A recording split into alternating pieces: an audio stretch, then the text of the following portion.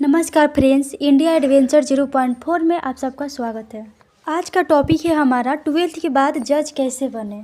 जज बनने के लिए क्वालिफिकेशन क्या होनी चाहिए, जज कितने प्रकार के होते हैं, जज बनने के लिए कौन सा एग्ज़ाम देना होता है, एग्ज़ाम पैटर्न और सिलेबस क्या होता है और कैसे क्वेश्चन पूछे जाएंगे।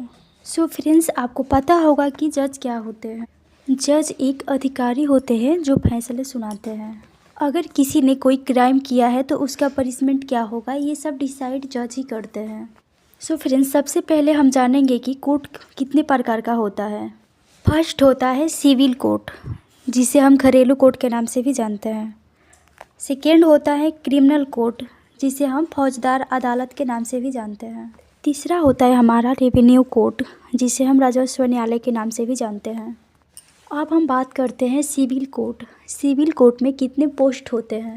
डिस्ट्रिक्ट जज का पोस्ट होता है, एडिशनल डिस्ट्रिक्ट जज, बिहेवियर डिस्ट्रिक्ट जज फर्स्ट क्लास, बिहेवियर जज सेकेंड क्लास। इतने जज होते हैं सिविल कोर्ट के अंदर। अब हम बात करने वाले हैं क्रिमिनल कोर्ट। क्रिमिनल कोर्ट के अंदर कितने पोस्ट होते हैं। पहला है डिस्ट्रिक्ट एंड सेशन जज, दूसरा है एडिशनल डिस्ट्रिक्ट एंड सेशन जज, तीसरा है चीफ जुडिशियल मजिस्ट्रेट, चौथा है अदर जुडिशियल मजिस्ट्रेट। ये आते हैं क्रिमिनल कोर्ट के अंदर। अब हम बात करते हैं तीसरा नंबर रेवेन्यू कोर्ट का। रेवेन्यू कोर्ट में आते हैं revenue board, commissioner, collector and tehsildar. ये 3 प्रकार के कोर्ट होते हैं किसी भी राज्य में। अब हम बात करते हैं जज बनने के लिए क्वालिफिकेशन क्या होनी चाहिए। जज बनने के लिए आपको 12th पास होने चाहिए किसी भी स्ट्रीम से। उसके बाद 12th के बाद अगर आप करना चाहते हैं तो BA LLB कर लीजिए। BA LLB 5 साल का कोर्स होता है। इसमें आपको BA और LLB दोनों की कोर्स करवाई जाती है। उसके बाद आपको 7 साल का एक्सपीरियंस होना चाहिए। अगर आप जज बनना चाहते हैं तो आपके अंदर स्किल्स होना चाहिए, आपकी डिसीजन टेकिंग होनी चाहिए। यानी अगर कोई केस आ गया तो आपको कैसे डिसीजन लेना है, कैसे उसको हैंडल करना है। इसके साथ ही साथ होनेस्ट होनी चाहिए, ईमानदारी होनी चाहिए आपके अंदर, और फुल नॉलेज तो होनी चाहिए आपके अंदर। लॉ के बारे में, सभी आर्टिकल्स के बारे में, संविधान के बारे में पूरी अच्छी नॉलेज होनी चाहिए। बहुत सारे आप स्टूडेंट के मन में ये सवाल आते होंगे कि एज क्या होनी चाहिए। सो फ्रेंड्स, मैं आपको बता दूँ, इसमें कोई एज लिमिट नहीं है और जज बनने के लिए अधिक से अधिक 62 ईयर्स होने चाहिए। अब बात आता है कि जज बनने के लिए कौन सा एग्ज़ाम देना पड़ता है। स्टेट पब्लिक सर्विस कमीशन के द्वारा आयोजित की जाने वाली जुडिशियल सर्विस एग्ज़ाम को दे सकते हैं। यह एक सबॉर्डिनेट कोर्ट एग्जामिनेशन को देना होता है। ये 2 ही एग्ज़ाम होते हैं जो कि आप क्वालिफाई करके जज बन सकते हैं। अब बात करते हैं कि इसका सिलेबस कैसा होता है। मोस्ट इम्पोर्टेंट सिलेबस के बारे में आपको पूरी नॉलेज होनी चाहिए। अब बात आती है प्रारंभिक परीक्षा की। इसमें 2 पेपर होते हैं। पहला होता है 150 नंबर का और दूसरा होता है 300 नंबर का।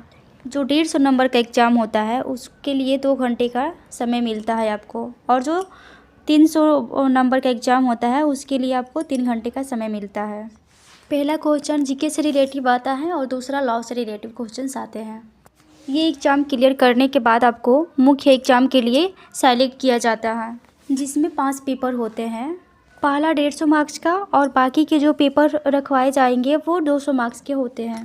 पहला पेपर की बात करें तो उसमें जनरल नॉलेज से क्वेश्चंस पूछे जाएंगे जो कि 150 मार्क्स के होंगे, और उसको हल करने के लिए 3 घंटे का समय दिए जाएंगे आपको। जो पहला पेपर होते हैं उसमें ऑब्जेक्टिव टाइप के क्वेश्चंस पूछे जाते हैं, और अगर मेन एग्ज़ाम की बात करें तो उसमें लिखना होता है। अब बात करते हैं दूसरे पेपर का। तो दूसरा पेपर होता है लैंग्वेज का। आपको पता होगा कि भारत में 22 लैंग्वेज हैं, जिसमें से आपको चूज़ करना होता है। ज़्यादा बेटर रहेगा आप इंग्लिश लैंग्वेज को चूज़ करें। तो अगर आप इंग्लिश का अच्छा तैयारी करके जाएंगे तो आसानी से क्लियर कर लेंगे एग्ज़ाम को। इसके लिए 200 मार्क्स निर्धारित होता है और 3 घंटे का समय दिया जाता है। तीसरे नंबर पे है लॉ फर्स्ट। लॉ फर्स्ट में भी आपको 3 घंटे का समय मिलता है। अब चौथा आता है लॉ सेकेंड, जिसमें आपको प्रोसीजर एंड एविडेंस से रिलेटिव क्वेश्चंस पूछे जाते हैं, और इसमें आपको 200 मार्क्स 3 घंटे का समय मिलता है। 5वें नंबर पे आता है आपका लॉ थर्ड।